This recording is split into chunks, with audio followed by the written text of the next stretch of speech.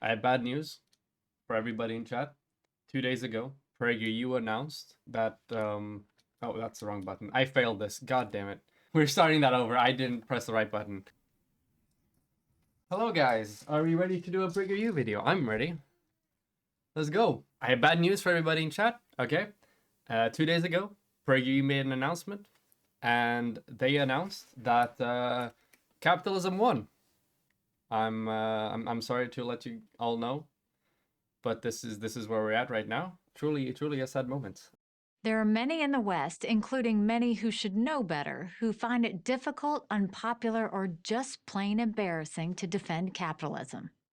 I wonder, why would somebody think it's embarrassing or wrong to defend an economic system in which you allocate resources into the hands of fewer and fewer people the longer time progresses? A society in which the next generation of people are going to have worse material conditions than that of their parents. A economic system which is literally contributing to a unprecedented global issue that we haven't faced in the entirety of human history, that can lead to the literal destruction of every single ecosystem and just humanity as we know it today. I wonder, big think, why would people not like this system or be proud to defend it? I take the opposite view. We should double down on it for a very simple Nice. reason. I'm It ready. remains not just the best, but the only chance for the least fortunate in the world to make life better for themselves and their children.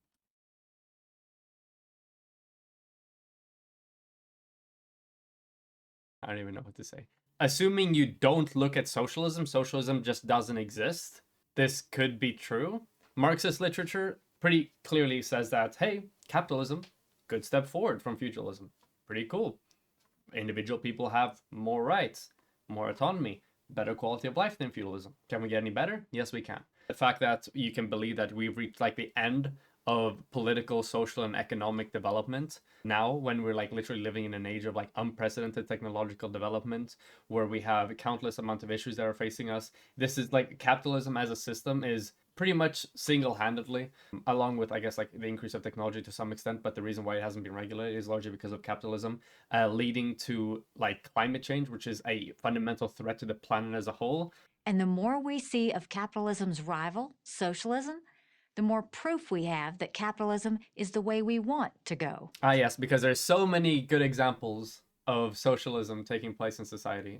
I've seen this over and over again, from my own childhood to my time as governor of South Carolina. And there we go, the classic PragerU bit. Facts and data and empirical. No, we don't want that. We want anecdotes, okay? That's what we're all about. To most recently and most dramatically during my tenure as U.S. Ambassador to the United Nations. I grew up in South Carolina as the daughter of Indian immigrants. My mom started a small shop selling clothes and gifts that grew into a successful business. She showed my brothers, my sister, and me what it meant to live the American dream. As my mother's story so vividly illustrates, America is a country where people can find jobs that match their talents and passions. Some Americans take this for granted.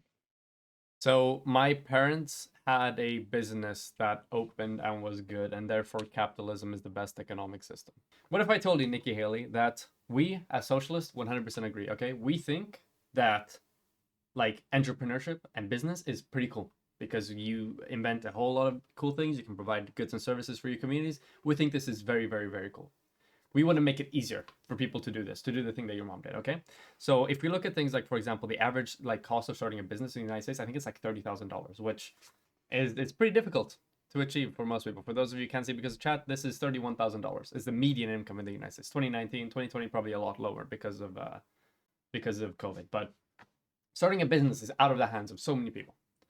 How much better would it be if we could make it easier for the average person to start a business? We could reduce the cost of like, the initial investments, because you could open businesses with, for example, like other people in a more cooperative way.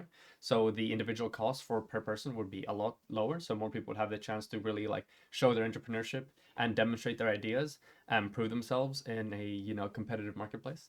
I think this would be pretty cool. In a world where we would have regulations on the ability for big monopolies and oligopolies to screw over smaller businesses with methods such as predatory pricing, such as what happened, like things like Amazon do in a very, very, very regular basis, which technically is illegal, but there are plenty of ways to circumnavigate that. When everyone's class interests are more aligned and we can really strive towards a society in which the average citizen, the average business owner, the average worker's interests are all pretty much on an even playing field, so we can make sure that everybody has the best possible economic livelihood. That to me sounds like a better system. And that to me is socialism. The rest of the world envies it. As governor of South Carolina, I marveled at capitalism's power to improve lives. Wait, I want to look at her track record. What does she have? Nikki Haley, that's her name, right? Let's look at Nikki Haley. Every time we Google these people, there's always something interesting. Education, teacher salaries would be based not only on seniority and qualifications, but also job performance as determined by evaluations and reports from principals, students, and parents. Nice. She supports school choice and charter schools. Nice. Really making it a whole lot easier for people to have a good, early start to their lives. For those who don't know, school choice, literally, it benefits the people who are already wealthy and have access to more information and resources to be able to properly make their educational decisions, and hurts other children. Charter schools is literally the devil's fucking creation, especially when it comes to how it's implemented, like here in Sweden, for example. It is a system by which tax dollar money, which is meant to go towards education, is siphoned off from educational programs and instead put into the wallets of wealthy people, or in the worst cases, even invested into, for example, anti-climate change propaganda. It's awful. Charter schools are garbage. Immigration policy. Daughter of immigrants, she believes immigration law should be enforced. Nice. Also, illegal immigration is not an issue for the US. If anything, it's a net positive because economically they're just a massive benefit. They don't take out money in social systems because they're illegal. They don't have a social security number. They can't take out money in benefits. They have a much lower crime rate than the average population because they are more likely to be caught and sentenced to, like, I guess, harsher sentences, sometimes even deportations than regular people. So they're less incentivized to engage in criminal behavior. Yeah, there's not a single, like a negative to the United States, I suppose, with illegal immigration. It hurts the illegal immigrants obviously because they're illegally. There is a bunch of pressures that people around them can put on them to coerce them into engaging in certain activities under threat of being reported. They can be paid less than minimum wage because they're not legal workers, so they're paid under the table. So yeah, illegal immigration, tackling it, yeah, it's like an optics thing. It looks good, I suppose, to, like, pearl clutching people living in the suburbs, but it's nothing to be worried about. Nice. Pro-life, restriction to abortion. Okay, so it's just a standard conservative, I suppose. Okay, nice. Our pro-free market policies helped bring in more than $20 billion in investment and created jobs in every county of the state. Those jobs provide dignity and purpose. Free market policies, not best for regular business owners. Even people like Adam Smith, for example, acknowledge that a true free market requires regulations and restrictions from predatory multinationals to form monopolies and oligopolies, because that kills competition. This is like basic econometric, economic knowledge, that monopolies and oligopolies are not good for competition. They stifle competition. They artificially raise prices. They don't give people a proper, choice of what products they want to engage in, and therefore what companies they want to support. Yeah, they're not a good thing. And free market policies are not good at making it easier for the average business owner. And as I often say, when you give a person a job, you take care of a family. During my time as the U.S. ambassador to the UN, I was reminded that not every country enjoys the same freedom and prosperity as America. More than 1.5 billion people still suffer under socialist regimes. Hold on, what do we have here? This is geography test, isn't it? Okay. This is China, I know, and saying that China is socialist is so laughable. I think, is this Venezuela? Hold on. Venezuela. Have they put Venezuela on here? That'd be pretty funny. Oh, wait a minute. That's Venezuela. Okay, there we go. Nice meme. We got Venezuela. China, not socialist. Socialism is when the workers own the means of production at the firm at which they work, or the commodity form is abolished. China has none of those things. They have a tyrannical state who owns a lot of the industry. They have a ban on the ability for workers to form unions. The only unions they have are the government-run ones, which, not really great, not really representative of the interests of the working class people. There are literally sweatshops there with awful conditions, literally like suicide nets under the windows to prevent the workers from killing themselves. China, not really socialist. I'm sorry to let you know. What it is, however, similar or akin to, is the private ownership model, where a small group of individuals own a bunch of capital or a business, make all the decisions, and the people below them work and generate revenue for that capital. And they siphon off most of the profits. Venezuela, same story there pretty much. Venezuela never had, like work ownership to the means of production. On top of that, Venezuela also had massive sanctions imposed upon them by the United States of America to target their most crucial sector within their economy, which was the oil industry, and that had massive negative effects for their economy. So we got literally like Venezuela arguments going on here. In 2018, I stood on the Simon Bolivar Bridge at the border of Venezuela and Colombia. I watched thousands of Venezuelans cross into Colombia for the only meal they might have that day. I held a beautiful baby girl. Look, you're at the UN. You should take a look at the US sanctions and what they did to the Venezuelan economy, because they're awful. Part of it had to do with like an overall like oil, like bust, I suppose, in the bubble. But a lot of it had to do with the US sanctions. As a UN, advisor, you should probably know that. Her mother told me all she wanted for her daughter was a future of freedom. They were one of millions of Venezuelan families whose lives have been destroyed by the country's socialist policies. So imagine my dismay to find that socialism has become trendy here in America. American socialists claim they seek a more enlightened socialism, True. like those found in Scandinavian countries. That is literally what the socialists of the United States are arguing for. None of them are arguing for a seizure of the means of production. But those countries are not socialist. They're capitalist and offer large welfare benefits. But ironically, to make their system work, they've had to repeatedly slash their corporate tax rates. Denmark has... Wait, what? She's making the double argument. It's like this, I swear to God. Hey, we want socialism like they have in the Nordic countries. And like, no, that's not socialism, that's capitalism. Ha, take the L. Like, okay, fine, it's not socialist. Let's take those policies. No, that's socialism.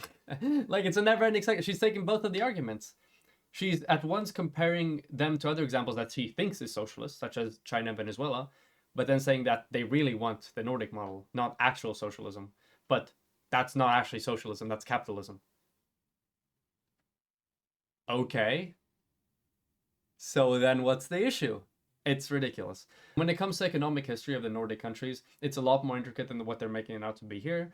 There has been cuts to corporate tax rates, but there's been raises of taxes in a lot of other ways to make up for it, such as taxes a lot on labor, which I'm not a big fan of. I think we should increase the tax on capital gains instead of like wage labor, which is something that in Sweden we have a massive issue with. I think we're the country with one of the largest disparities between the amount of tax paid on wage labor compared to capital gains. I think it should be the other way around, where people who make money of capital gains get taxed more than those who work for wage labor, both because it would generate more tax revenue, and also because chances are the people with making money from capital gains are going to be wealthier than people who make money of wage labor. It feels like the people that make money of wage labor are going to need that money a lot more. Has cut its corporate rate by more than half since the 1990s. Other democracies, including... Also, European Union is a big reason why this works. But Israel, India, and the UK experimented with socialism. I may just be completely ignorant. I have not heard about these experimentations with socialism. I know India has had some mixed success with capitalism, if you put it that way.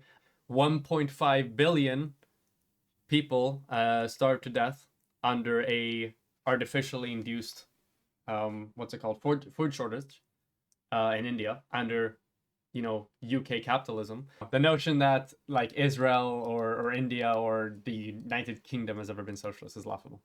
Only to abandon it, and only then did they thrive. Ah, yes. India, super good under capitalism. There's no history there with India and capitalism clashing whatsoever. No. It's always been a success story. The results are in. Socialism, however you want to define it, has failed Well, literally not however you want to define it, because you literally only operate around one incorrect definition throughout your entire video. Where it's been tried. A handful of elites sitting in a government office can never outthink millions of business owners and consumers making millions of individual choices every moment. And now she's arguing against planned economies? She's just like making this cluster ball of like all the arguments that all the strawmen of like socialism, communism. USSR was socialist, Venezuela is socialist and failed because of socialism. China is socialist. The socialists in the United States want the Nordic models, but that's not actually socialism. That's capitalism. So, take the L. But we can't actually do that because that's bad, because that's socialism. And also planned economies will always fail because that's inherent to socialism, apparently. I swear to God, socialism is when the state does stuff.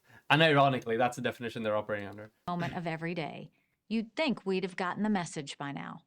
An entire generation of American adults are too young to remember the suffering socialism caused during the last century.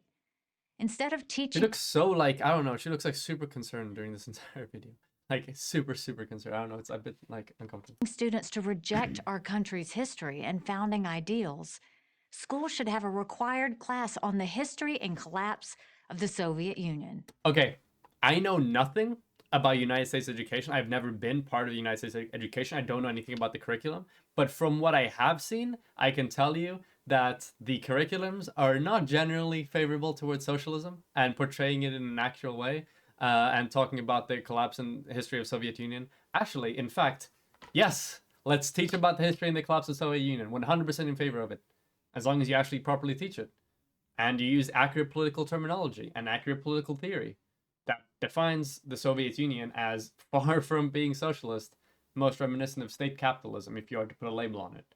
Yeah, 100%. I'm 100% in favor of this. She thinks it's going to help her case if there was like more education about like the Soviet Union, what it actually was. Like right now, when most people think of the Soviet Union, they genuinely look at it the way she wants it to be like perceived. Massive red, scared, terror, awful, oppressive state, but all socialism. But with actual like proper education, you will see that it was a terrible state, but it was certainly not socialism. Young people at least have the excuse of being miseducated. But what does one say about corporate CEOs who give in to social trends rather than standing up for a system that their own businesses and workers depend on? Corporate CEOs are socialists? They're bringing us with announcement after announcement here, okay? Capitalism won, but we're fighting against the corporate CEOs who won socialism. What? Alright, yep. Comrade corporate CEO, yes. Oh my god, that was a salute, by the way. Comrade the corporate CEOs, Jesus Christ. I'm talking about advocates of so-called stakeholder capitalism, a philosophy that retains the word capitalism but abandons its meaning. Recently, the chief executives of some of America's largest companies changed their self-definition. They said companies should focus on customers, workers, and communities. And this is a bad thing? What? This is just politically correct nonsense. What? So in the first half of the video, she makes this massive case about how like capitalism is the best possible system for helping your communities and the families and the workers and business owners and the customers achieve the best quality of life possibly. And then now when people are saying that like, hey, companies should focus on customers, workers, and communities, which I wish they fucking did, that's politically correct nonsense? This whole video is just a complete contradiction. These CEOs know that's what successful businesses already do. So then why do you have a problem with them saying it? Now she wants to go back to her last argument. She's just flip-flopping. She's like a fish. She's like a Maggie carp on land, okay? Just flipping over like every 3 seconds whenever there's like a gotcha or a talking point she can use. It's what they have to do to survive in our capitalist system. A company that cheats its customers, mistreats its workers, and abuses its community won't be around long. Unless it's a monopoly or an oligopoly, or unless it's part of an international chain where there's a lot of backup funds that can, sustain a short-term profit, or they can run a predatory pricing levels to outcompete the rest of the businesses in the area. So even though the service is awful, they treat their workers like shit and everybody hates it, people still have to buy there because that's literally just how economic decisions work. You pick whatever's cheapest. That's the way markets work. Profits are what keep a business going and allow it to thrive. They generate the funds needed for more job creation. You don't need an advanced economics degree to understand this. What argument is she why are making? these I'm CEOs so lost. so anxious to embrace this in-name-only capitalism? Oh, now she's flip-flopped again.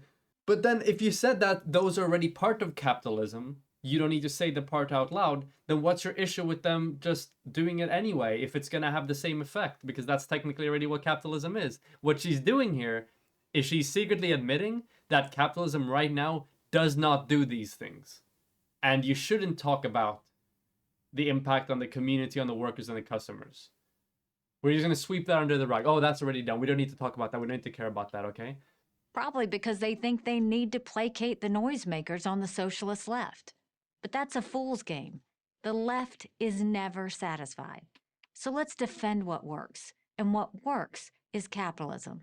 Until the unforeseeable shutdown of the economy as a response to the coronavirus, it was working better than ever. Unemployment. Ah, yeah, working better than ever, huh? Yeah, working better than ever. Yes, this is a functional economy that compensates the workers properly, that, affords the people the opportunities to live their life however they'd want and have economic security and not have to have crippling anxiety over their next, when their next paycheck is coming, or if they're going to have to pay a debt or have it like an emergency. Literally climate change, a functioning competitive industry. 69% of adult Americans have less than $1,000 in the saving account. The average household savings in America are at $16,000. 54% of households of those aged 45 to 54 have no savings. 22% of Americans have less than $5,000 saved for retirement. The US has a retirement savings deficit of $4.3 trillion. Nice. Functional system, by the way. No issues with the system, by the way. Capitalism wins, by the way. Employment was at a 50-year low. Wages were rising at the fastest rate in a decade. And now they're taking credit for the Keynesian economics of Barack Obama. Donald Trump hasn't done a single policy that's been beneficial for the economy. The major things he's done are the tax cuts, which only benefited the wealthiest individuals, and the tariffs, which were an absolute disaster in every sense of the word. I've written like a 4,500 word essay on this. Okay, they raised consumer prices. They led to a net massive loss of jobs within the US manufacturing sector. They pissed off a bunch of allies and just general other actors on the international geopolitical stage, especially when it came to trading. They did nothing of good. They were completely useless. They're just taking credit of the Keynesian economics from Barack Obama here and saying that that's free market capitalism. More women and minorities were working than ever before. Poverty was at a record low in America. Let's get back to that as quickly as possible. There's only one way to do it. Also, to add to the statistics before, 7 empty houses for every homeless person in the US, by the way. Functional system, by the way. Capitalism. I'm Nikki Haley for Prageru University. And I don't know what I'm talking about. We learned a lot today, okay? We learned that capitalism has won. We have learned that every single nation has tried socialism at some point, and it's all been an unequivocal failure at every point in its existence. We learned that corporate CEOs are our comrades. We learned that stakeholder capitalism is bad because you say the quiet part out loud, but you don't actually need to say it out loud, but we should still talk about that that's part of it because that's actually what it does and it makes the system look better. But for some reason, that's virtue signaling. We learned so much. We learned so much in this video. Thank you. Thank you very much, Nikki. I appreciate the enlightenment.